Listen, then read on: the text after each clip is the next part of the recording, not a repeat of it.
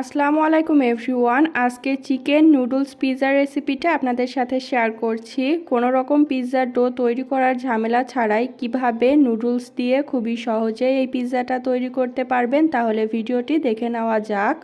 Noodles pizza তৈরি করার জন্য চুলার জালটা হাই আঁচে রেখে একটা সসপ্যানের মধ্যে 2 কাপ পরিমাণ পানি দিয়ে পানিতে একটা বলক উঠিয়ে নিলাম। তারপরে পানির মধ্যে 2 প্যাকেট ইনস্ট্যান্ট নুডলস দিয়ে দিতে হবে। এখন নুডলসটাকে নেড়েচেড়ে মিশিয়ে সিদ্ধ করে নিব 50%। তারপর নুডলসের মধ্যে যে প্যাকেট মশলা থাকে সেই মশলা 2 প্যাকেটই দিয়ে দিলাম। এখন সব কিছু একসাথে নেড়েচেড়ে মিশিয়ে নিব আর নুডলসটা সিদ্ধ হয়ে যাওয়া পর্যন্ত আর নুডলসের মধ্যে পানিটা সম্পূর্ণ শুকিয়ে যাওয়া পর্যন্ত নুডলসটাকে রান্না করে নিচ্ছি।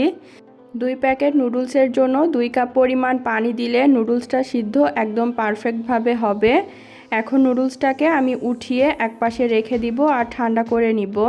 এখন মুরগির বুকের মাংস ছোট টুকরা করে কেটে একটা বাটির মধ্যে নিয়ে নিলাম। তারপর মাংসের মধ্যে দিয়ে দিচ্ছি স্বাদ অনুযায়ী লবণ, আধা চা চামচ জিরা গুঁড়া, ধনে গুঁড়া, হলুদের গুঁড়া, শুকনো মরিচের গুঁড়া, গরম মশলার গুঁড়া, আদার গুঁড়া আর রসুনের গুঁড়া। এখন সব গুঁড়া মশলাটাকে মাংসের সাথে ভালোভাবে মিশিয়ে নিতে হবে। মশলার সাথে মাংসটা মিশিয়ে নেওয়া হয়ে গেলে চুলায় একটা ফ্রাইং প্যান বসিয়ে চুলার জালটা মিডিয়াম হাই আঁচে রেখে পরিমাণ মতো ফ্রাইং প্যানের মধ্যে কিছুটা তেল দিয়ে দিলাম। এখন মাংসটা তেলের মধ্যে দিয়ে নেড়েচেড়ে মাংসটাকে ভেজে নিব যতক্ষণ পর্যন্ত মাংসটা সিদ্ধ হয়ে যাচ্ছে। নাড়তে নাড়তে একটা পর্যায়ে দেখতে পারবেন মাংসের গায়ের কালারটা চেঞ্জ হতে শুরু করেছে আর মাংসটাও সিদ্ধ হয়ে গেছে। তখন চুলার জালটা বন্ধ করে দিতে হবে আর তেল থেকে তেলটা ঝরিয়ে মাংসটাকে একটা বাটির মধ্যে উঠিয়ে নিতে হবে। এখন একটা বাটির মধ্যে পেঁয়াজ কুচি, কাঁচামরিচ কুচি আর স্বাদ মতো কিছুটা লবণ দিয়ে সব কিছু একসাথে নেড়ে মিশিয়ে নিতে হবে। তারপর দিয়ে দিচ্ছি 2টা ডিম। এখন ডিমটাকেও নেড়ে চেড়ে পেঁয়াজ আর মরিচের সাথে মিশিয়ে নিচ্ছি।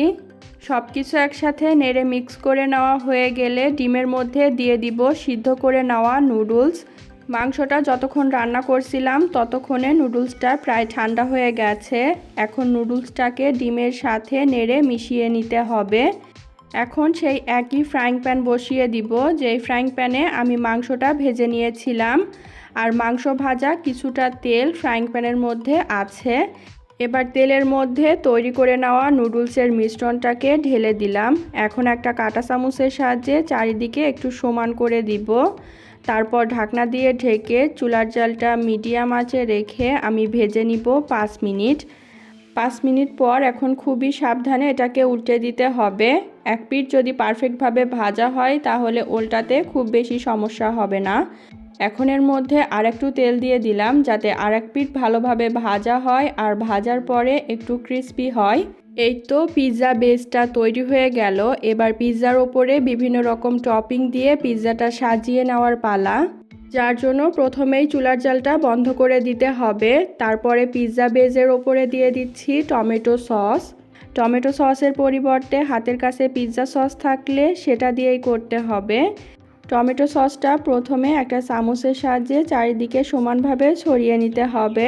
এখন এর ওপরে দিয়ে দিচ্ছি ক্যাপসিকাম, টমেটো, গাজর আর পেঁয়াজ আর সবগুলোকেই আমি একটু ডিজাইন করে কেটে নিয়েছি।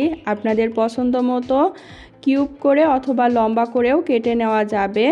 তারপর ওপর দিয়ে ছড়িয়ে দিলাম স্বাদ অনুযায়ী সামান্য একটু লবণ আর কালো গোলমরিচের গুঁড়া। এখন ভেজে রাখা মাংসগুলো চারিদিকে সমানভাবে দিয়ে দিচ্ছি আর ওপর দিয়ে দিব মজারেলা চিজ।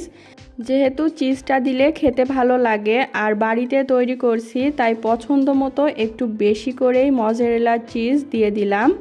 চারিদিকে গ্রেট করে নেওয়া চিজটা ছড়িয়ে দেওয়া হয়ে গেলে ওপর দিয়ে দিচ্ছি অরিগানো আর চিলি ফ্লেক্স। এখন চুলার জালটা একদম মিডিয়াম লো আঁচে করে দিব। তারপর ঢাকনা দিয়ে ঢেকে আমি পিৎজাটা রান্না করে নিব 10 মিনিট। 10 মিনিটে চিজটাও মেল্ট হয়ে যাবে আর পিৎজার এক পিঠ খুব ভালোভাবে ক্রিস্পি হবে। যেহেতু নুডলসের ডো দিয়ে এই পিৎজাটা তৈরি করা, সেক্ষেত্রে পিৎজাটা অনেক সফট হবে, তাই এক পিঠ একটু ভালোভাবে ক্রিস্পি করে যদি পিৎজাটা বানানো হয় তাহলে খেতে ভালো লাগবে। পিৎজাটা তৈরি হয়ে গেলে একটা প্লেটে আমি সার্ভ করে নিলাম। তারপরে একটা পিৎজা কাটারের সাহায্যে কেটে নিচ্ছি। তৈরি হয়ে গেল খুবই মজাদার স্বাদের চিকেন নুডলস পিৎজা। আজ এ পর্যন্তই। ভিডিওটা ভালো লাগলে অবশ্যই ভিডিওতে একটা লাইক দিয়ে দিবেন। আল্লাহ হাফেজ।